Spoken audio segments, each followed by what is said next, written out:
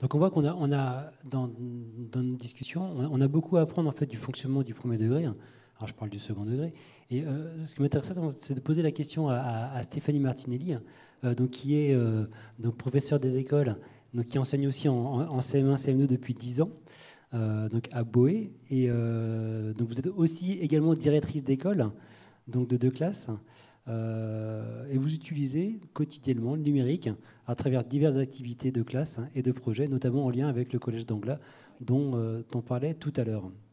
Donc, peut-être pour s'inspirer de ce qui existe dans le premier degré, on peut revenir à notre problématique et réfléchir à comment développer les compétences transversales chez les élèves de primaire.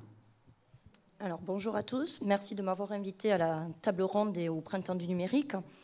Avant de répondre à la question des compétences, je veux juste revenir au niveau des espaces de classe à l'école primaire. Donc, c'est vrai qu'on a souvent une forme en randonnion. Mais comme nous avons les enfants toute la journée en classe, il est pratique de modifier dans la journée et de faire des îlots qui peuvent rester 1 heure, 2 heures, etc. Donc ça, c'est facilité si on peut déplacer facilement le mobilier.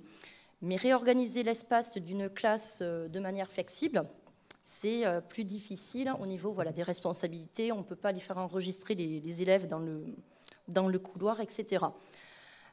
Au niveau également aussi des équipements, donc on en parlait un petit peu tout à l'heure, j'ai la chance à l'école de Boé d'avoir la valise numérique dans ma classe et nous avons une école de 2 classes.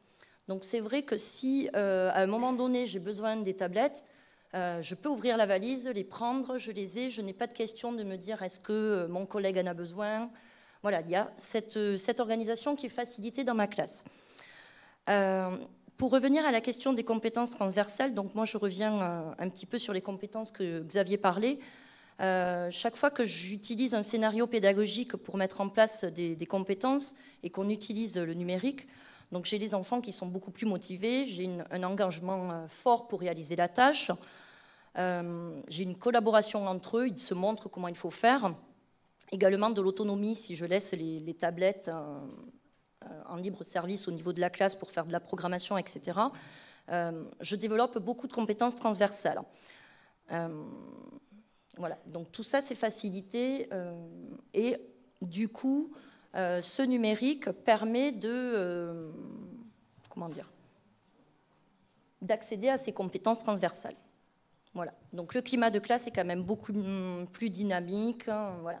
Un vrai échange entre les élèves, ils collaborent plus et du coup ils ont beaucoup plus acteurs. Et du coup, est-ce que vous avez été amené à repenser votre enseignement avec ces outils-là? Alors, dans les enseignements, en fait, ce que j'essaie de faire, étant donné donc l'étendue des possibilités dans les programmes, j'essaie sur une période de me fixer 1 ou 2 compétences par rapport à un domaine. Donc en début d'année, on avait travaillé sur du langage oral au niveau d'un poème pour la Première Guerre mondiale. Donc sur 2 mois, on va travailler un petit peu plus le fait de s'enregistrer, écouter la production, l'améliorer. Voilà. Ensuite, on est passé à de la programmation donc avec Scratch, où beaucoup d'élèves en fait connaissent déjà Scratch et pas Scratch Junior. Donc là aussi, ce sont les élèves qui permettent d'apprendre à l'enseignant la programmation. Moi, c'est quelque chose que j'ai découvert il y a 2-3 ans avec les professeurs du Collège d'Anglas.